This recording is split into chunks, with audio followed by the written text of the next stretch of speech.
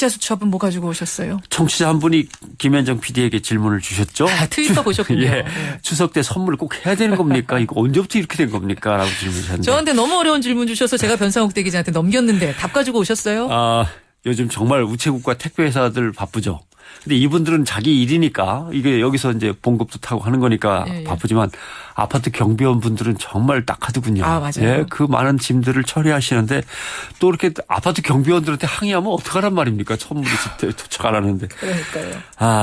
아무튼 언론을 봐도요. 한가위 선물로는 뭐 아웃도어가 제격이라는 등 현금이 최고라는 등 상술과 얽힌 뻔한 기사들만 있어서 오늘 제가 한가위 얘기를 해야 될 것 같습니다. 예. 한가위를 어떻게 맡고 있는지 쭉 살펴보다는 게 도대체 우리의 고유 세시풍속이 어디까지였는지 이게 상당히 혼란스럽더라고요. 어디서부터 어디까지가 정말 우리의 제대로 된 풍속인가? 벌초는 아시죠? 벌초는 알죠. 다 아시고 올벼천신이라는 게 있습니다. 올벼천신. 그건 뭐예요? 올벼천신? 기후가 따뜻한 남쪽 지방에서 주로 지내던 한가위 풍속인데 먼저 일찍 수확한 벼를 올벼라고 합니다. 이걸 쌀로 찧어서 하늘에 제사를 올리는 거죠. 올벼로 지은 밥에다 술과 조기, 햇병아리, 햇무 같은 것으로 제사상을 차리는 게 올벼천신이 되는 겁니다. 그리고 이제 미리 벤 그 벼 포기를 안방 윗목 벽에 세로가 아니라 가로로 묶어둡니다. 가끔 보시는 분들 계실지 모르겠는데 추석 차례 다 아실 거고 차례는 원래 차를 올리는 겁니다.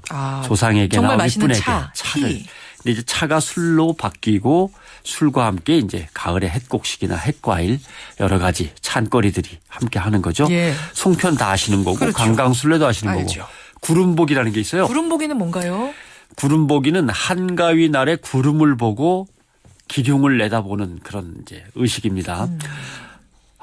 비가 내리고 보름달이 보이지 않으면 흉년이 든다. 뭐 이런 거고 한가위에 구름이 너무 많거나 또는 구름이 한 점도 없으면 다음에 보리 농사가 작황이 나쁘다. 이렇게 된 겁니다. 구름이라는 게 적당히 드문드문 하늘에 자리를 잡고 이어져 가야 좋은 걸로 여기는 거죠. 함께 보는 일기예보 뭐 이런 거네요. 구름 그렇습니다. 보면서. 그런 풍속도 있고. 달맞이는 다 아시는 거고 그렇죠. 보름달을 보면서 소원을 비는데 남보다 먼저 보고 소원을 빌면 이게 효과가 크다 그래갖고 높은 곳에 자꾸 올라가고 그래서? 배 타고 바다로 나가고 그럽니다. 반복이라는 게 있어요. 반복이. 반복이는 보는 건 생소하네요. 보는 건데 반만 보는 반복이라고 하는 건데 옛날에 이제 여성들이 결혼을 하고 이제 시댁으로 들어가면 친정 나들이는 정말 어렵습니다. 그렇죠. 친정 부모나 누가 돌아가셔야만 친정에 갈 수 있는 거죠. 근데 바쁜 농사일이 끝나고 한가위를 맞았으니까 시간은 조금 있어요. 근데 친정 가려니까 핑계는 없습니다. 난감하죠. 친정에 슬쩍 들르고는 싶은데 이것도 쉽지 않으니까 중간쯤에서 만납니다. 반쯤 되는 곳에서 만나서 본다. 친정어머니가 반쯤 오시고 이쪽에서 며느리가 되어버린 딸이 반쯤 가고 해서 중간쯤에서 만나 서로를 위로하고 굉장히 슬픈 나누고. 풍속이네요. 반복이. 요즘에 뭐 남편과 아이들 데리고 우리 집도 가야 돼요 하면서 가는 거 많이 행복해진 거라고 보시면 되는데 아직도 사실은 시댁 위주로 돼 있으니까 불만들은 있으신 것 같고요. 자, 그렇다면 우리 청취자의 질문. 추석 선물은 도대체 언제부터 시작이 된 건가? 뭐 이게 딱히 알 수가 없습니다. 그래요? 추석 빔이라는 게 있었던 걸로 봐서는 추석 선물은 예전부터 있었던 것 같아요. 다만 형태로 봐서는 추석 선물은 주고받고 상납하는 게 전혀 아니고 윗사람이 아랫사람한테 내리사랑을 베푸는 것이 시작이었을 걸로는 보입니다. 윗사람이 아랫사람에게요. 추석은 이제 고려시대부터 시작돼서 점점점 조선시대로 접어들면서 가장 중요한 명절이 됐거든요. 그러니까 추석 때 올리는 차례가 중요한 1년 중에 지내는 중요한 제사 중에 하나가 된 거죠. 그래서 평소보다 옷을 깨끗하게 정갈하게 입을 필요가 생겼습니다. 그래서 추석빔도 그래서 거고.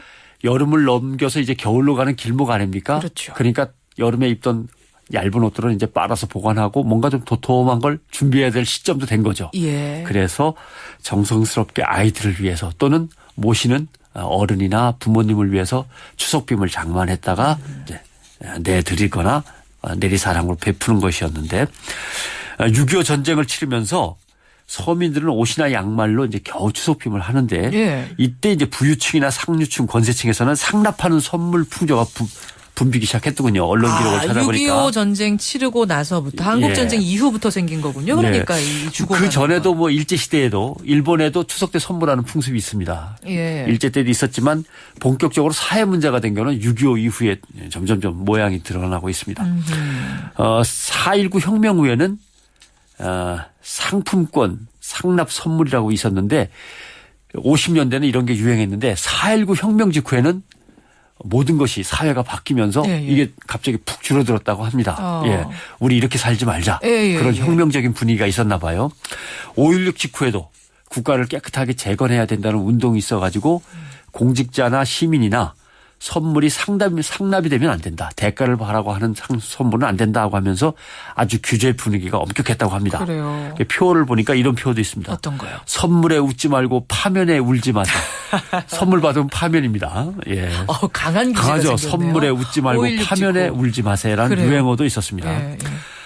학교에서도 추석빔을 아이들은 추석빔을 입고 학교를 가는데 추석빔을 못 받은 가난한 아이들은 학교에서 떨어지는 옷을 계속 입고 오니까 위화감이 크게 조성되어서 학교에서는 추석빔 받아도 입고 오지 말라. 그런 운동도 있었어요. 그런 거 있었고요. 근데 이제 5.16 군사정권의 본색이 드러나면서 60년대 중반 후반부터 추석 선물이 주요 풍속이 돼버렸습니다. 신문에 추석 선물 장만하라는 상품 광고가 막 꽉꽉 들어차기 시작한 게 이때부터입니다.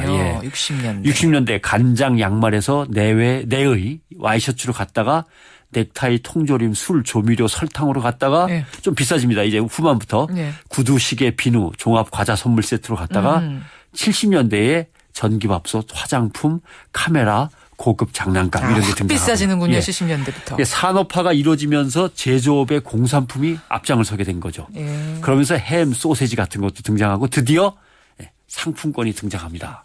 재미난 건요. 서울시 청사에 경비원이 앉아가지고 출입자를 항상 체크하면서 선물 들고 들어오는 거 아닌가 이랬다고 합니다. 아무튼 다른 나라도 음력 8월 15일을 추석처럼 지내는데 그건 다음 시간에 소개하겠습니다. 변상욱 기자 수고하셨습니다. 고맙습니다.